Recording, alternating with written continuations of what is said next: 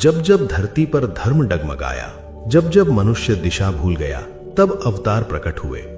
और ये संयोग नहीं है कि राम हो, कृष्ण हो, बुद्ध हो, जैन परंपरा के तीर्थंकर हो या अन्य आध्यात्मिक चेतनाएं हो, सभी ने इसी भारत भूमि को चुना। कारण व्यक्ति नहीं है, कारण भूमि है। भारत वो भूमि है जहां अवतार को केवल पूजने की परंपरा नहीं थी, बल्कि समझने की क्षमता थी। यहां मनुष्य ने बहुत पहले स्वीकार कर लिया था कि जीवन केवल शरीर का खेल नहीं है, ये आत्मा की यात्रा है। और जहां आत्मा को समझा जाता है, वहीं दिव्य चेतना उतरती है। भारत को कर्म भूमि कहा गया क्योंकि यहां कर्म केवल परिणाम नहीं देता, यहां कर्म चेतना को बदल देता है। यहां जन्म, मृत्यु, पुनर्जन्म और मोक्ष जैसे विचार आम जीवन का हिस्सा थे, कल्पना नहीं।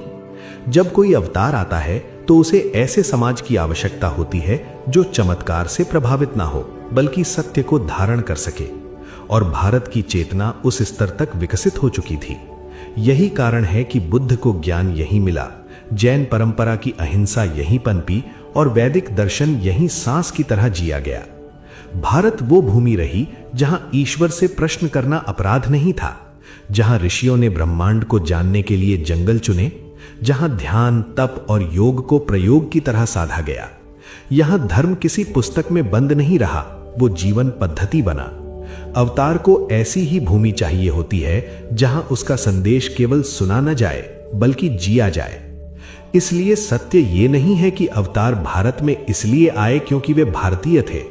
सत्य ये है कि भारत वो भूमि थी जो अवतार को संभाल सकती थी।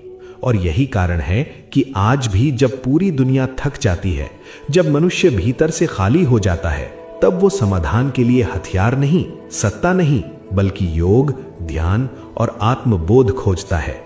और बिना नाम लिए उसी भूमि की ओर लौटता है, क्योंकि जहां चेतना परिपक्व होती है, वहीं अवतार का कारण जन्म लेता है। और वही भूमि भारत है। जब जब धरती पर धर्म डगमगाया, जब जब मनुष्य दिशा भूल